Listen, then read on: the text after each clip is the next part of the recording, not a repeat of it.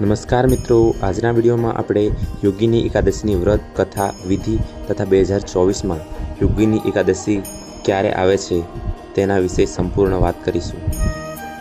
સનાતન ધર્મમાં એકાદશી તિથિને ખૂબ જ શુભ માનવામાં આવે છે। મહિનામાં 2 વાર એકાદશીનું વ્રત રાખવામાં આવે છે, એક કૃષ્ણ પક્ષમાં અને બીજું શુક્લ પક્ષમાં। ધાર્મિક માન્યતા એ છે કે એકાદશી તિથિએ વિશ્વના સર્જનહાર ભગવાન વિષ્ણુ અને માતા લક્ષ્મીની વિશેષ પૂજા કરવાથી વ્યક્તિને શુભ ફળ મળે છે અને તેની તમામ મનોકામનાઓ પૂર્ણ થાય છે। યોગીની એકાદશી અને દેવસેની એકાદશી જુલાઈ મહિનામાં આવશે, જ્યારે જ્યોતિષશાસ્ત્ર અનુસાર અષાઢ મહિનાના કૃષ્ણ પક્ષની એકાદશીની તિથિ જગતના નાથ ભગવાન વિષ્ણુને સમર્પિત છે। આ દિવસે યોગીની એકાદશી ઉજવવામાં આવે છે। યોગીની એકાદશી વર્ષ 2024માં 2 જુલાઈએ છે। યોગીની એકાદશી પર લોકો ઉપવાસ કરે છે અને વિધિ વિધાન સાથે ભગવાન વિષ્ણુ અને લક્ષ્મી નારાયણની પૂજા કરે છે। આ ઉપરાંત શુભ કાર્યોમાં સફળતા મેળવવા માટે પણ વિશેષ ઉપાયો કરવામાં આવે છે। ભગવાન વિષ્ણુની કૃપાથી સાધકની તમામ મનોકામનાઓ પૂર્ણ થાય છે।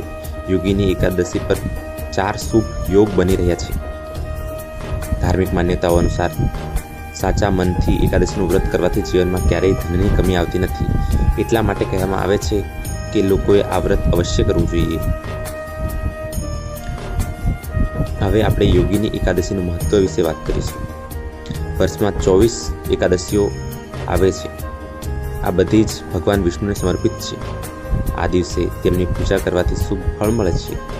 આવી સ્થિતિમાં કેટલાક લોકો નિર્જળા વ્રત પણ રાખે છે, જે ખૂબ જ મુશ્કેલ હોય છે।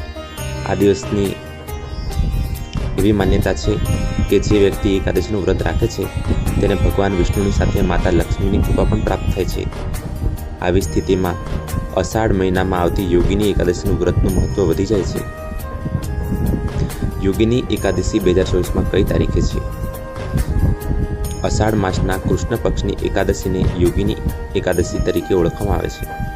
આ વખતે આ વ્રત 2 જુલાઈના રોજ 2024ના રોજ રાખવામાં આવશે।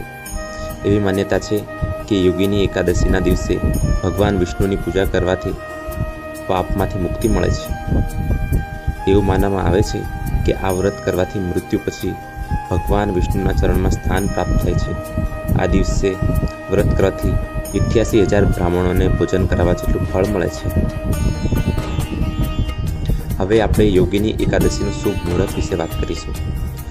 પંચાંગ અનુસાર અષાઢ મહિનાના કૃષ્ણ પક્ષની એકાદશી તિથિ 1 જુલાઈના રોજ સવારે 10:26 શરૂ થશે। તે જ સમયે તે 2 જુલાઈના રોજ સવારે 8:42 સમાપ્ત થશે। આવી સ્થિતિમાં યોગીની એકાદશીનું વ્રત 2 જુલાઈએ રાખવામાં આવશે।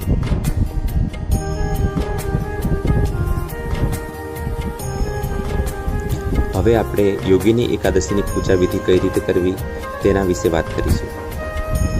યોગીની એકાદશીના દિવસે ભગવાન વિષ્ણુની પૂજા કરવાનું વિધાન છે। આ સાથે પીપળાના વૃક્ષની પણ પૂજા કરવી જોઈએ। આ દિવસે સવારે વહેલા ઉઠીને સ્નાન કરવું જોઈએ। આ પછી પીળા રંગના કપડાં પહેરવા વધુ શુભ છે। પછી ભગવાન વિષ્ણુનું ધ્યાન કરો અને વ્રત કરવાનો સંકલ્પ કરો।